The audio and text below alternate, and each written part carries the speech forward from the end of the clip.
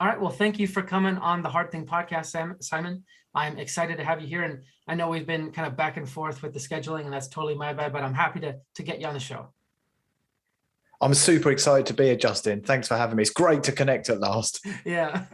Well, let's jump in with the question that I ask every single guest. Simon, what's the hardest thing you've ever done? Well, I've been giving this a bit of thought. Obviously, your podcast is the hard thing. And quitting drinking was probably the hardest thing that I've ever done. But actually, the stuff that followed that, the exploration of myself and finding out who I really was, in some respects was even harder. And I think I'd like to talk about that today and share some of my own personal journey, because I think it'll probably help some of your listeners, especially those who are questioning their relationship with alcohol. Yeah, I think that is an excellent two topics, quitting drinking and the follow-up exploration of myself. I find that very fascinating. But yeah, let's start off with quitting drinking. And first tell us, I don't drink personally, but I know that there are people out there who do and enjoy that. Why did you choose to stop drinking? So I'd been drinking since my mid-teens, and looking back, I mean, this kind of ties into the other hard thing that I shared. Looking back, the reason I began drinking, which is probably where we want to start with it, was around my childhood. My mum was kind of emotionally absent for me as a child.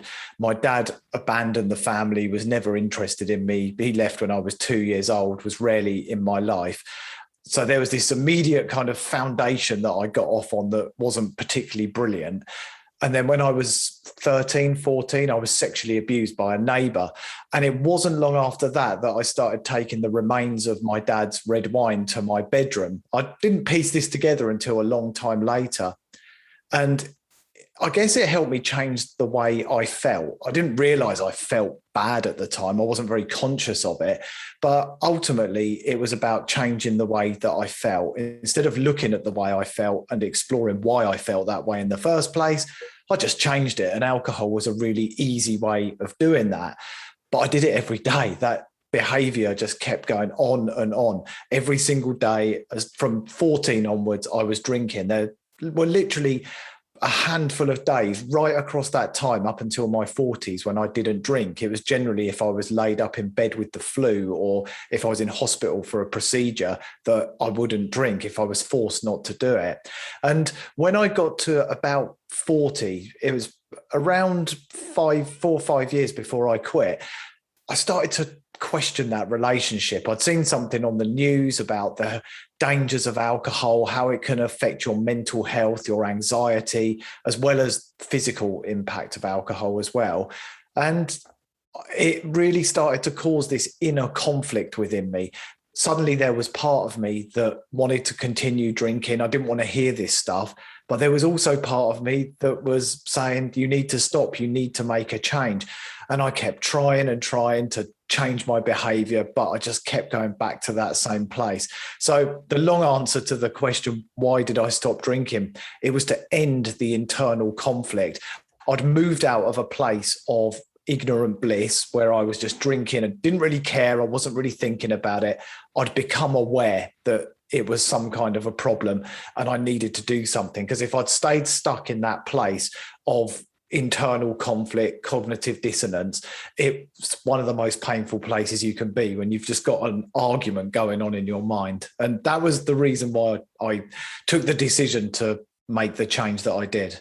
Yeah, it's like an internal civil war where the only casualties are yourself, you know. You couldn't have put it better. I actually put that in my second book. I talked about it in the context of an army, two armies who go to war in your head. Yeah. And then we act, I call it the drunken dictator. We end up taking different sides depending how we feel. One day we're supporting one army, the next day we're supporting the other, sorry. Yeah. One thing I found really fascinating, and I got to ask, when you saw it on the news, kind of all those symptoms, or not symptoms, but effects of drinking alcohol consistently, had you felt any of those effects? Or was it something that you could see yourself having in the future? I think I was more worried about what would happen in the future, like things like cancer and liver damage. And I'd had a friend of mine who had died from liver disease, and I didn't even realize he was a fairly heavy drinker.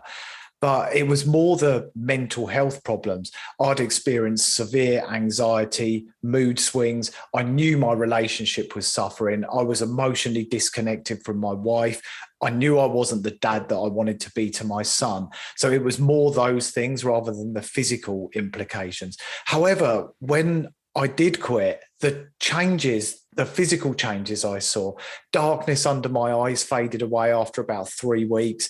My skin was kind of glowing. My face became thinner because it wasn't bloated. And it was just incredible to see that. And it really spurred me on. Wow. I think that is crucial. The fact that you saw some of the effects maybe, but not all of them. And you were, I want to say humble as the word, humble enough to look at that and say, hey, this is maybe my future. And if I don't do something now, that's what's gonna happen. I'm curious, and maybe it has something to do with your friend passing away, and figuring out that he was a heavy drinker. But what do you think prepared you to take that as a warning and really take it to heart and make those changes? Yeah, I think that's an interesting one. It was definitely once that initial genie was out the bottle, that seeing that piece on the news, someone talking about the dangers of alcohol, then I started Googling. And once I started Googling, it was more than just a warning. Everything was sort of slapping me in the face, saying to me, this is a problem. You know, I would Google, am I an alcoholic? Do I have a drinking problem? And everything would come back, yes, yes, yes. So I think there was just a combination of factors. And then once that seed was planted, I just couldn't not look at it any longer and knew that I had to take some form of action. Well, I guess that's a testament of the power of knowledge, that the more you kind of are confronted with a truth, the less power you have of just hiding yourself from it, or obscuring the truth from yourself once you really realize this is what it is. You know what I mean? Yeah, absolutely. Although I now work as a sobriety coach, and I've written 2 books about stopping drinking, one about trauma in childhood, which comes out in December. And so many people stay stuck in that place of kind of denial. And in fact, only a couple of days ago, someone was saying to me, well, have I really got a problem? My friends drink more than me, and I compare myself to my friends. And, I did that. I was using that as an excuse. Yeah, my friends drink more than me, so I must be okay. And many other different excuses too to go alongside it. But I think that's part of the process. It's almost like a grieving process, to be honest. You go through it. And one of the stages of grieving is denial. And another stage is bargaining, trying to work out a way where, oh, well, maybe I could drink a bit later. Maybe I could water my alcohol down, just drink at the weekends. That's fascinating that you compare that to the grieving process. And I wonder if there's more instances in life where we do go through that grieving process, and maybe that grieving process isn't just for grieving, but it's kind of making our way through any change, you know? Yeah, I would absolutely agree. I mean, working with people day in, day out with addictions, that grieving process comes up time and time again, not just around alcohol, particularly around addictions, I see it. But as you say, I think around any type of difficult change, or where we get a sense that maybe we're losing out on something, then I think you do go through that grieving process. But understanding the different stages of it and knowing that you come out the other side of it invariably gaining so much. One of the strap lines that I use is that it's not what we lose, it's what we gain when we stop drinking. We gain so much. And it's just absolutely incredible. And I think when you can view it like that, you can start to get your mindset in the right place, that this isn't a journey of loss and deprivation.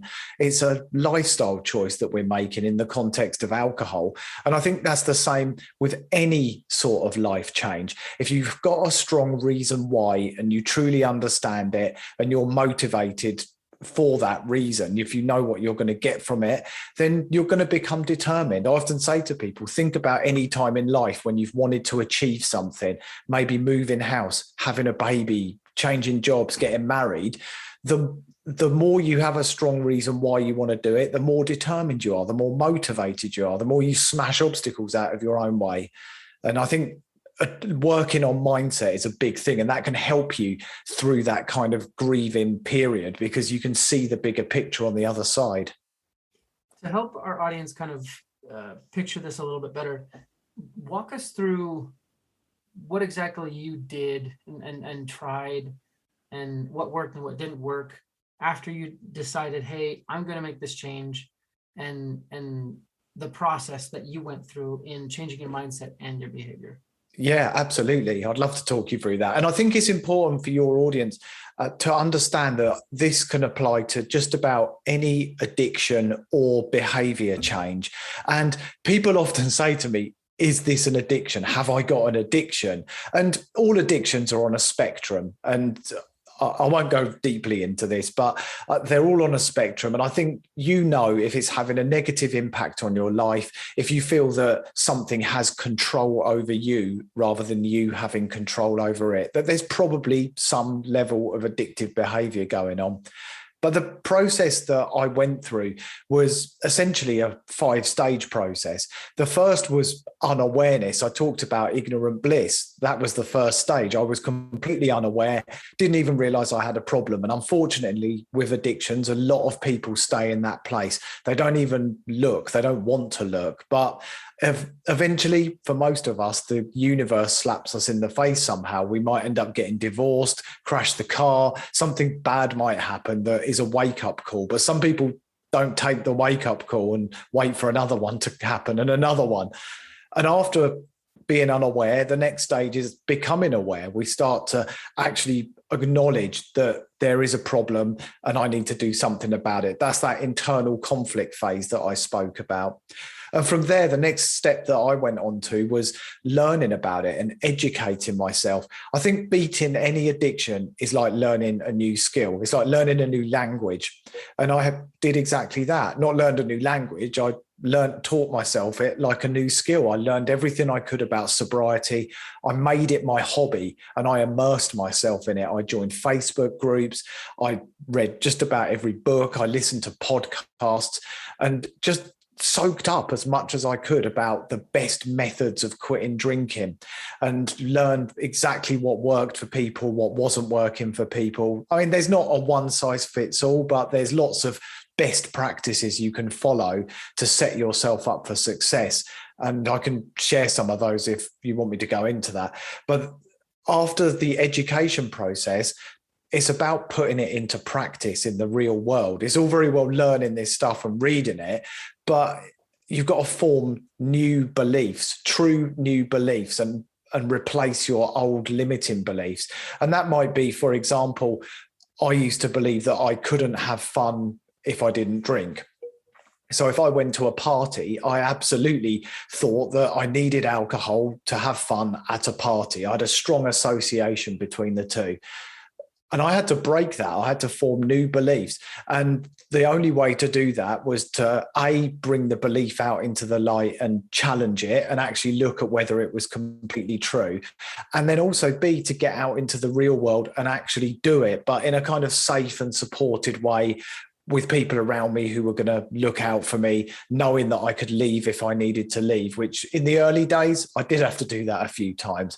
So that was the fourth stage. And then after a period of maybe 4 to 6 months, more like 6 months, you move from practice to kind of mastering it. You're not really having cravings to drink anymore. You're not really thinking about drinking anymore. It's just become a new normal. And you're starting to get all of these wonderful gifts that come into your life, such as feeling grounded, much calmer, mentally resilient, anxiety's gone to 2 out of 10 instead of 9 out of 10, relationships improving. So that's the stage of mastery, which I think is where most people want to get to ultimately. And I think that grieving process almost follows those same things as well as you go through it. Yeah. Wow. I love those 5 steps a lot.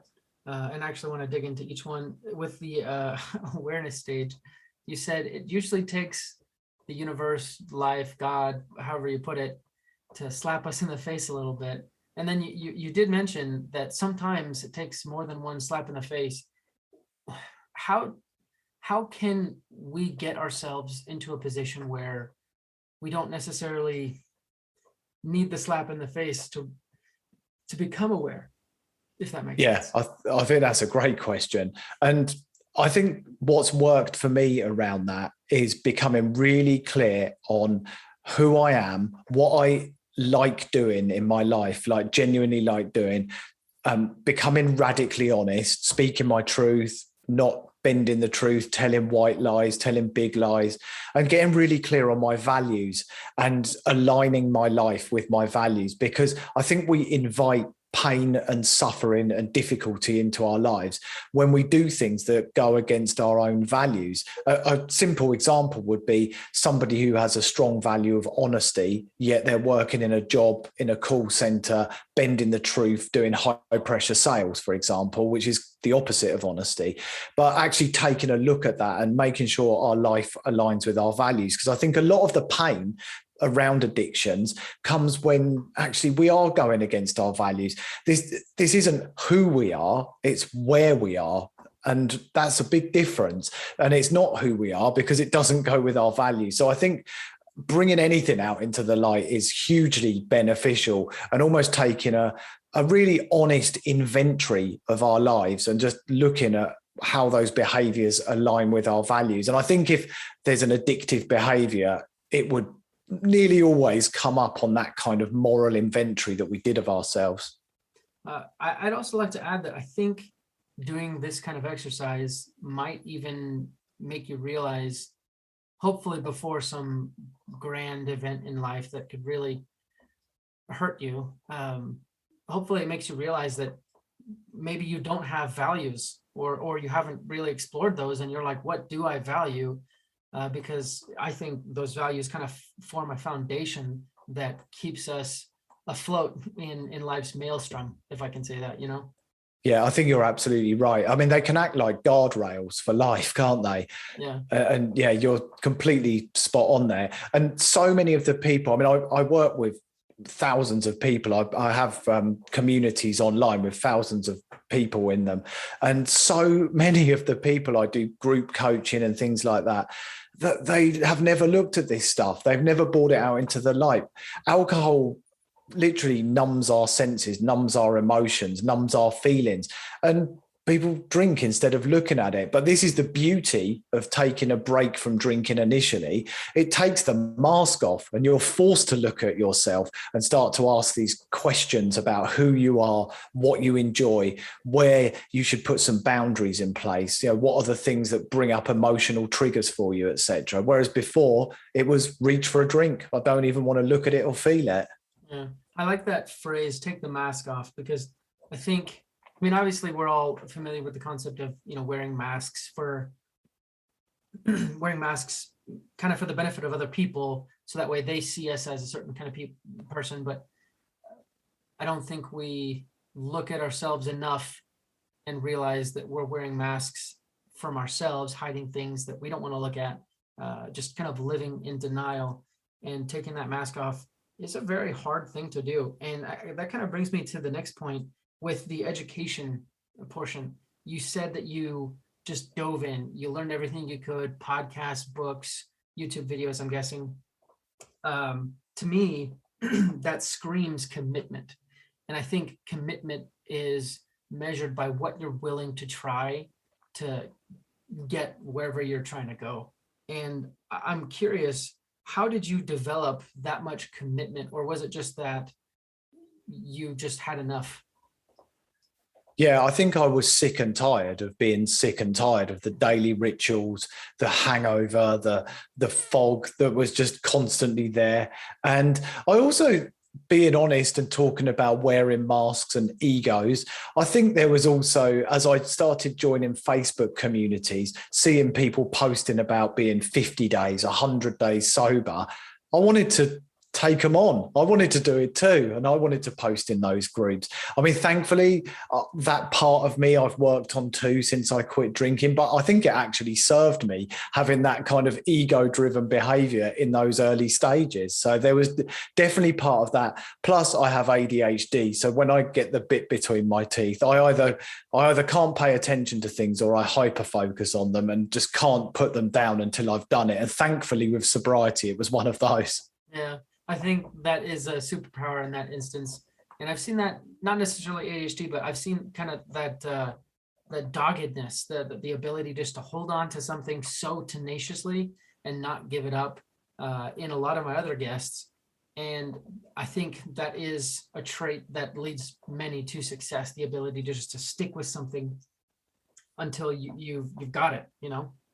Yeah, completely. And it's interesting. Another thing that set me up was, again, this is my addictive nature, but in the 5 years prior to quitting drinking, in fact, I think 2 were after I quit drinking, I'd done 16 marathons, including an ultra marathon. And I often talk about the marathon mindset. You know, we start off just like in sobriety and everything feels great. It's like a big honeymoon, those early, maybe the first day or the first couple of days. And then just like a marathon, after a few miles, it kind of goes a bit flat. There's not as many people cheering you on. Maybe the rain starts coming down as well. And that's the difficult bit, those middle miles.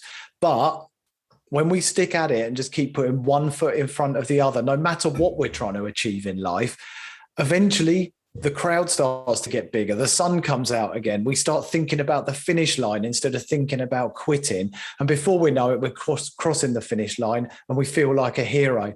So I think that marathon mindset also helped me, that kind of ability to dig in. And even when the going gets tough, knowing that ultimately I'm going to get to the goal and the goal is worth it. And I think that's the key thing. You've got to understand what you're going to gain and have that really big, strong reason why. I also made a non-negotiable commitment, and that was that I would never put alcohol in front of my wife or my son ever again.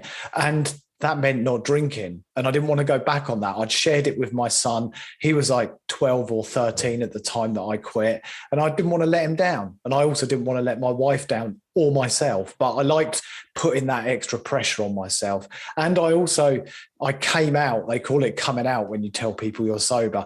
I came out on social media within a couple of weeks of quitting drinking, which I don't advise people to do. But again, it applied a positive pressure to me and I just didn't want to see myself fail. So that helped me through as well. I can easily see how those measures would maybe push another type of person to kind of go the opposite way. So what you said before about how every person's different and there are lots of different things that can help. And like you said, you got to practice doing what works or what doesn't work and figure out what works for you until you master it. And I think that's crucial that people understand that they really need to, based on their education, all the things that they're willing to try, they need to find the right combination of things that helps them personally. Because for someone else, putting out on Facebook 2 weeks after they decided might not be the best thing. Maybe they should wait 6 months, but for other people, they might have needed to do it sooner, right? Yeah, I completely agree. And also, I think just having a level of acceptance that it's never a straight line journey. I'm sure pretty much every guest you've had on your show has rarely had a straight line journey. There's always challenges, there's always setbacks, and taking an approach that the setbacks are there to teach us. They're a lesson, they're a signpost. What can I do differently going forward so that that setback doesn't happen again, rather than I'm a failure? I always talk about falling forwards rather than falling down. Fall forwards, do it with momentum, no matter what you're doing, fall forwards. Yeah. I heard on a podcast the other day, and this is kind of not off topic, but hopefully you get the connection, but he was talking about communication styles, and he described being assertive, communicating in an assertive way as being caring enough about the other person in a long-term mindset to be direct enough or be supportive enough, I guess was what he was kind of saying. The emphasis was on caring about the other person with a long-term mindset. And I think in cases like this, personal growth, changing behaviors, you have to have that same mindset of, I care about Justin in a long-term fashion, so I need to do whatever is going to help him in the most longest term possible. And that might mean learning from a setback and being willing to try something, seeing if it works, learning that it doesn't, and being willing to change my immediate behaviors in behalf of what works long term, right? Yeah, absolutely. Yeah, that sounds like sound advice from that podcast. And also, I think just knowing that that there's going to be some short-term pain, without a doubt. And when it comes to stopping drinking or breaking an addiction, often the short-term pain, particularly around substances and alcohol, is things like disrupted sleep. With any addiction, there's generally cravings, there's emotional instability for a period of time, and it can be tough. It can be really, really hard. And obviously, depending how much you drank, how often you drank, and how long you drank for, depends on the symptoms and how long they last for. But it can be tough. And I see so many people go back to day one over and over and over because they can't get over those initial few obstacles. And even though the obstacle course perhaps isn't that long, those initial obstacles can be really, really challenging. Yeah, the start, for what I've seen, is kind of going back to that marathon mindset. For positive things, the start is always fun. But for negative things, the start seems to take forever. So if you can just get past the start, and kind of get into a groove, things get much, much easier, I would say, at least from what I've seen. But kind of changing topics a little bit, we've been talking about the quitting drinking aspect, but I want to talk and spend kind of the rest of the time of the second part of your first answer, exploration of yourself. Because as you said, drinking is a coping mechanism, or for many people, it is a coping mechanism. And whether that's a healthy one or not, personal exploration of that question.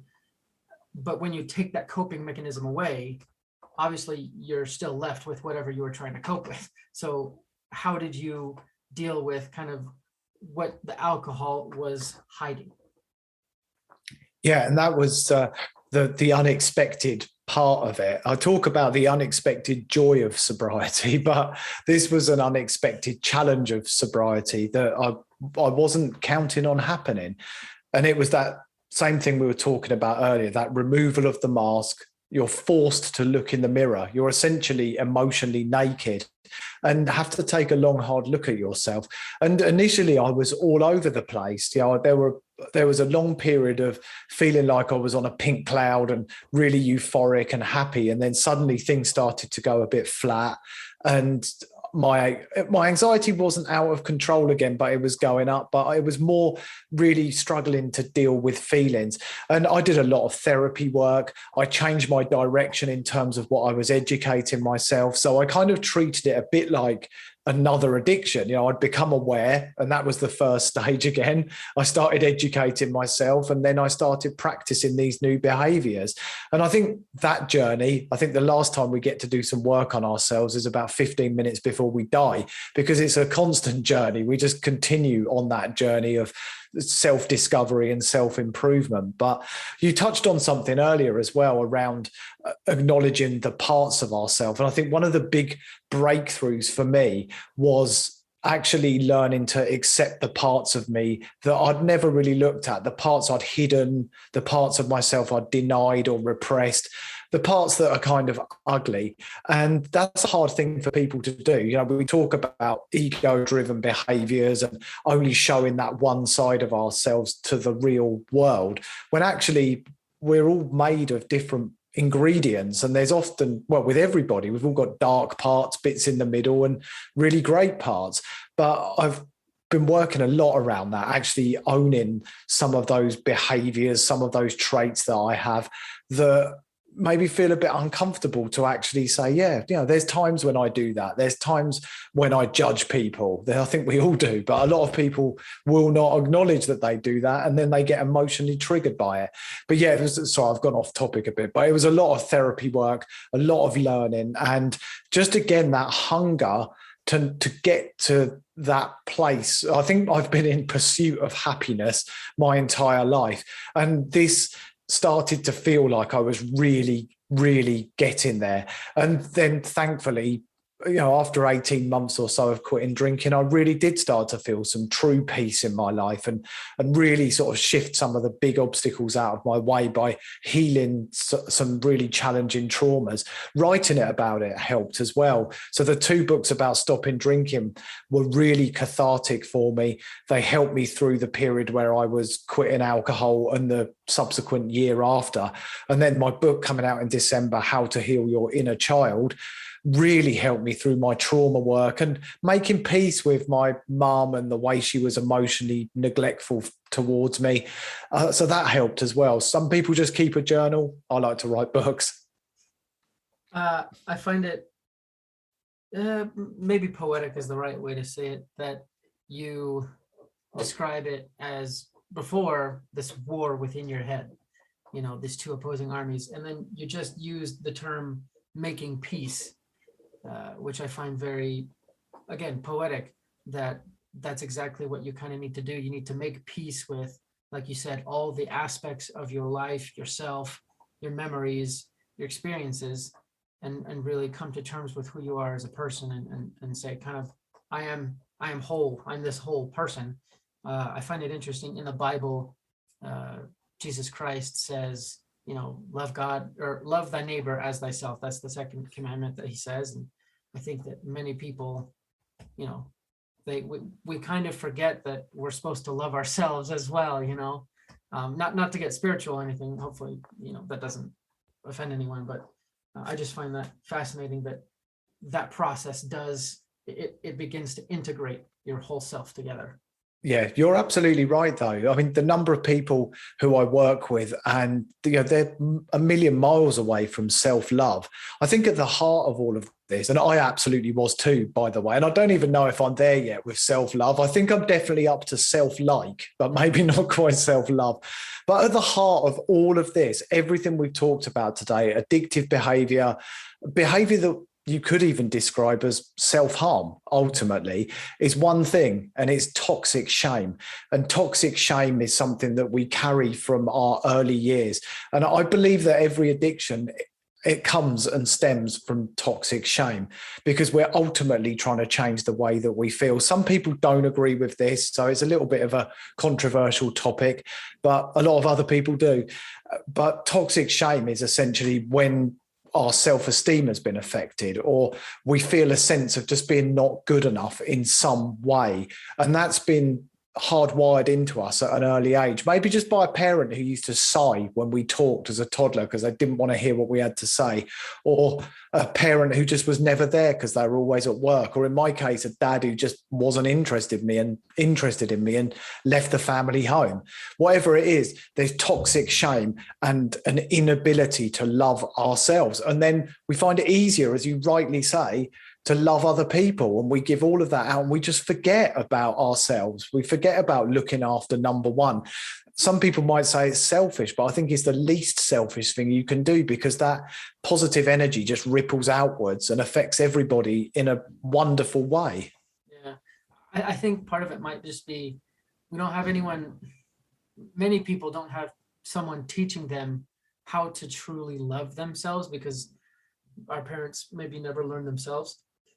But it's really a skill, and because it's almost a dichotomy, in that we're supposed to love ourselves, but we're also supposed to not be selfish, but we're also supposed to continually want to be better people. So I think it's just simply a matter of there's not very many people who have mastered this skill, maybe, and hopefully more people do. I also wanted to ask a question. As you're going through this process, were there any moments that, and I'm guessing there were, but any moments that you particularly remember in which you really wanted to give up. You felt that your obstacles were insurmountable and you wanted to turn back? And if so, what made you stay the course?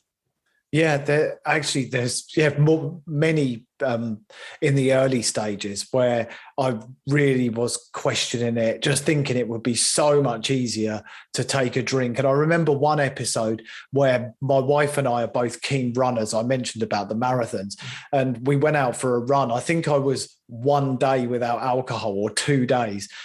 And I was talking to her about what I was doing and saying, oh, another night of not drinking tonight.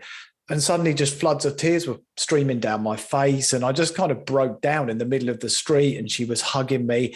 But just reminding myself of my non-negotiables. I keep a picture on my phone, as many people do, but it's myself and my son, but it's there for a reason. It's there to remind me that alcohol never goes before him. And then when I open my phone, there's a picture of my wife, which equally reminds me that that's non-negotiable. Alcohol never goes in front of them. And I think it was just really just not wanting to let other people down, which is actually the opposite of what we were just talking about, self-love. But it really got me through and kept me motivated during those challenging moments. But there were a few times where I was questioning it, wondering if I could do it. And the other time was the first 3 or 4 nights after quitting drinking. I barely slept at all. There was one occasion when I had been sleeping, I woke up and the sheets were just dripping wet where I'd been sweating. My body was going through a really big change, as was my mind. And that sleep, it was like sleep deprivation on top of craving to drink and all of the other things that were going on. So that was really tough. But again, I think that marathon mindset, and also I just kind of viewed it, particularly when there were cravings, like this is a storm. I'm in a house and this is a storm. The windows are going to rattle. The tiles are probably going to fling off the roof, but I'm safe and it's going to pass. And I always just remind myself that everything passes. It always passes. And I track the data. I journal and I keep the information to demonstrate to myself and prove that things always pass, and they always do. And often I would take myself off the bed, wake up the next morning, and lo and behold, that internal storm had passed.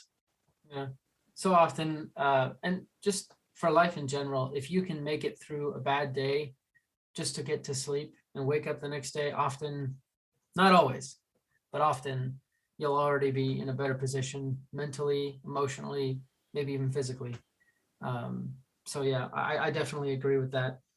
I think one other thing to point out that I've pointed out in previous podcasts, but in this specific instance, you had a support network around you. You had your wife and your son, who obviously care about you very much.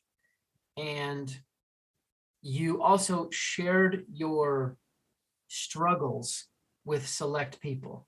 Like I'm guessing you didn't tell your bank teller, hey, I'm quitting alcohol.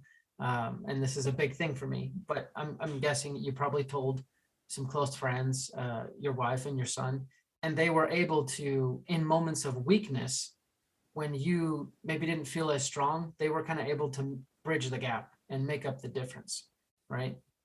Yeah, that's absolutely true. And funny enough, I did tell the world. I started a blog and I shared it on there. I run a YouTube channel. I've got a Facebook group. It's got like 27,000 people in it. I didn't have that at the time, but I was just being really open about it. I mean, it's a blessing and a curse. I overshare, and it's helped me and served me in many, many ways. But yeah, when you tell someone in the bank that actually I've just stopped drinking it, they might not give you that loan you want or whatever, but although they shouldn't hold it against you, I guess. Right. But yeah, you're right. They were there for me. They were super supportive, and that saw me through some of the dark periods. But I really kept a positive mindset. I think about it in the context of someone who's vegan when you're changing a behavior or beating an addiction. Instead of like vegans don't sit in the corner crying because they can't have milk and they can't have dairy and meat.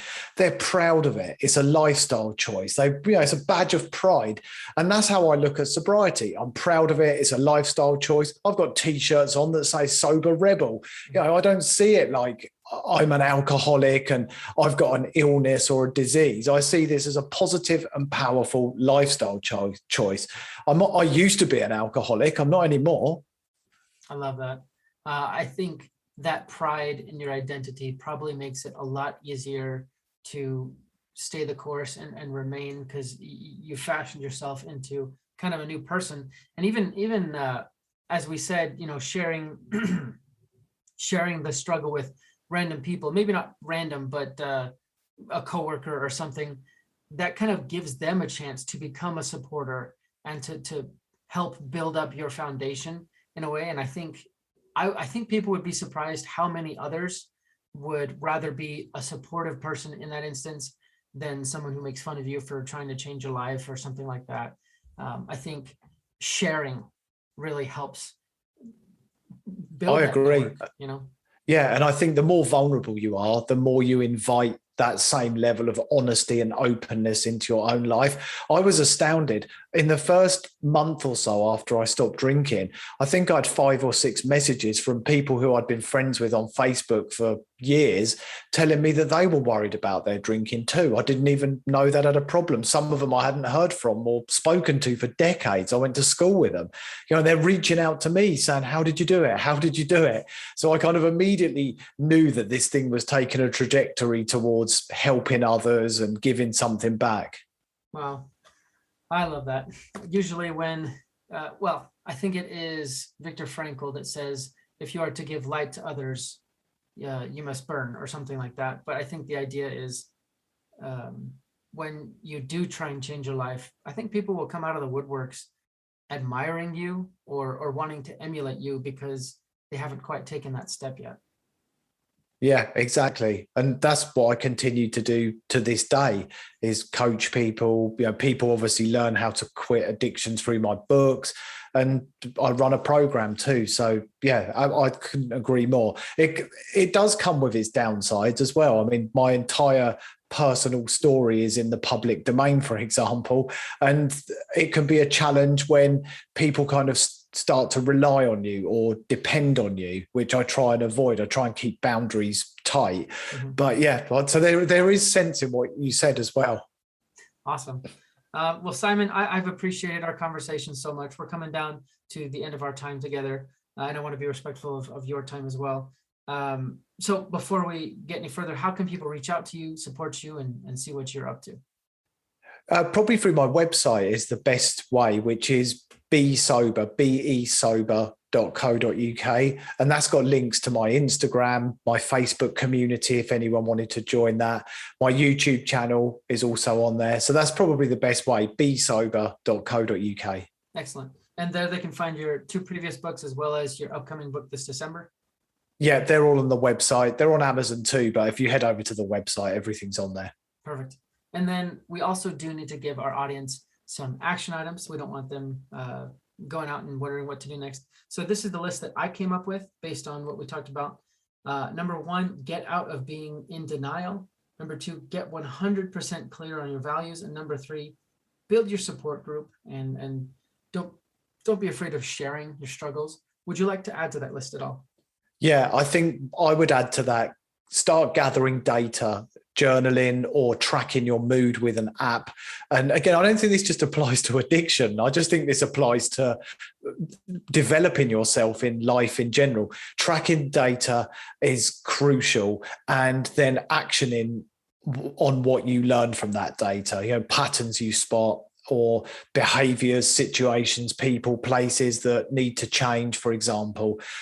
Gather data, treat it as a data gathering exercise. And I guess the other thing would be to treat it like an experiment rather than thinking this is a lifetime, I've got to give something up. Just treat it as an experiment. Imagine if your life was actually better if you made that change and you never gave yourself the opportunity to find out. Just treat it like an experiment, gather the data, and then make a decision at the end of it. Is my life better, or was it better before? If it's better before, then do what you were doing before, but be conscious about it. Just own it, and that's okay. I love that. Treating everything like an experiment makes you more of a scientist and helps you focus on results as well as processes. And I think you kind of pull yourself emotionally out of simple life betterment. So, but thank you so much, Simon, for being on the show. I've really appreciated you sharing your story, and I know that my audience will definitely appreciate it, and hopefully they change their lives because of it. So thank you for being here. Yeah, thanks for having me, Justin. It's been brilliant. And you're doing some great work with the podcast. I love it. Thank you.